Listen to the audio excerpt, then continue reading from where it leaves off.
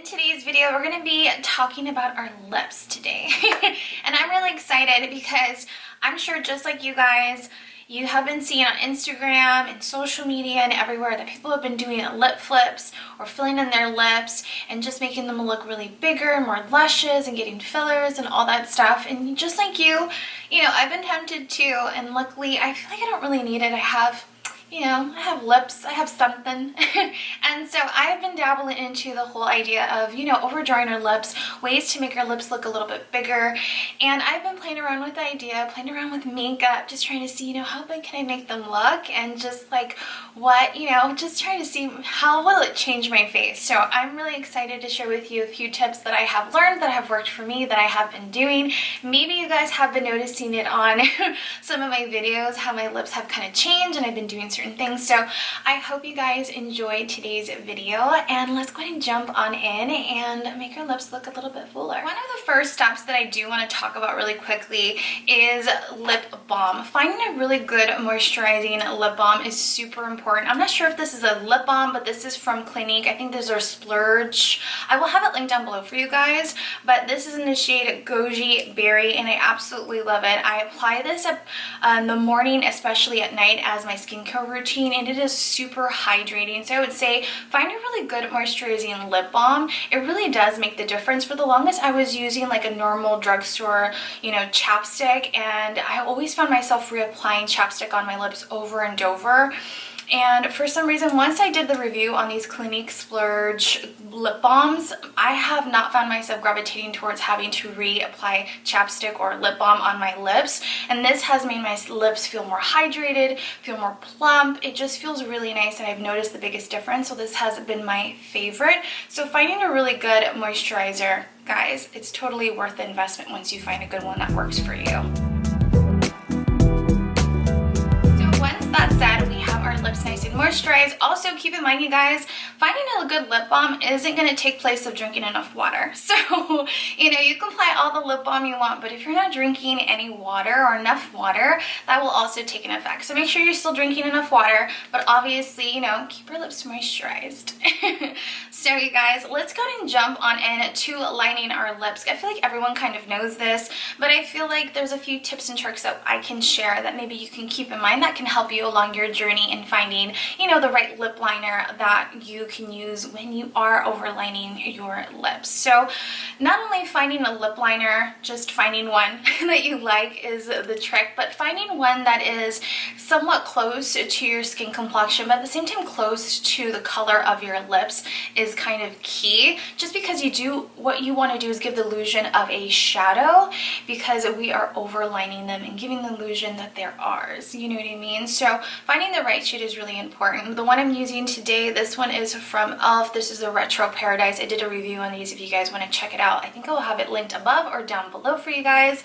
But I absolutely love how creamy and pigmented this liner is, and I do feel like it is somewhat, close to my lip shade. So here's a tip for that. When you're overlining your lips, you do not want to overline the corners of your mouth. That is the one area you want to stay in the lines.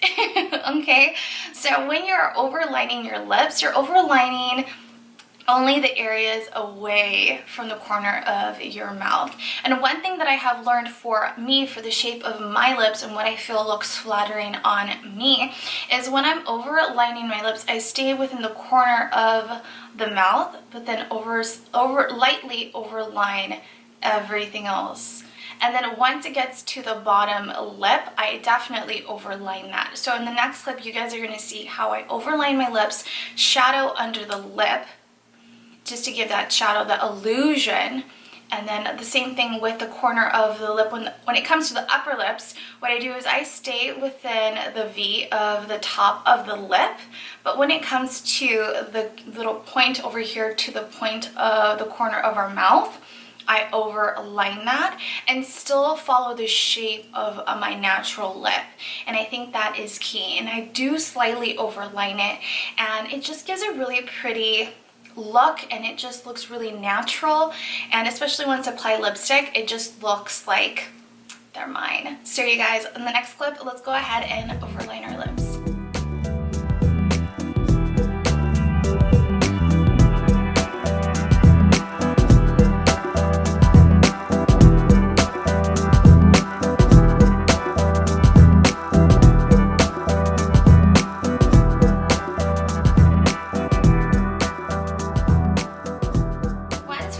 done overlining our lips, that's one way we can do it, and then you can just grab your lip liner and then just fill in your lips.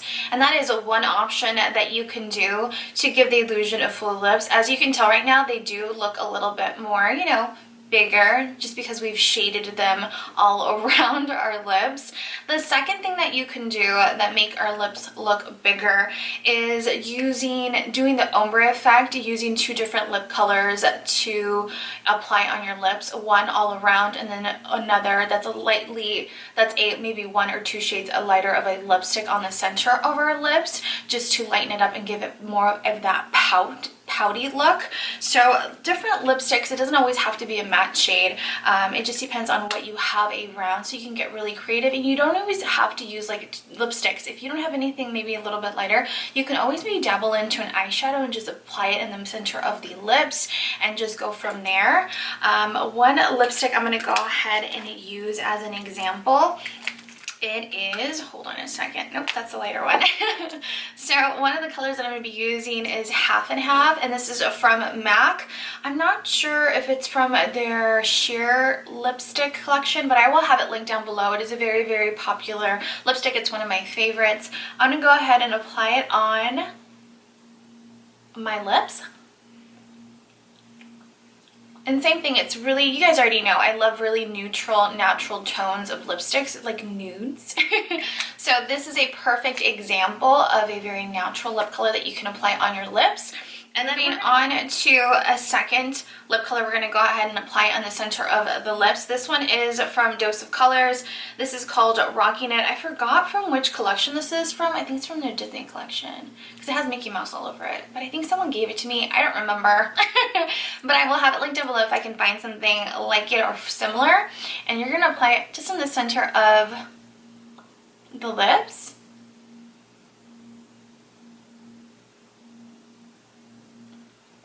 Just to give it that pout and that definition. Remember, it's the same thing as like when we contour our face to give that shadow and that effect, to give it more dimension to our face.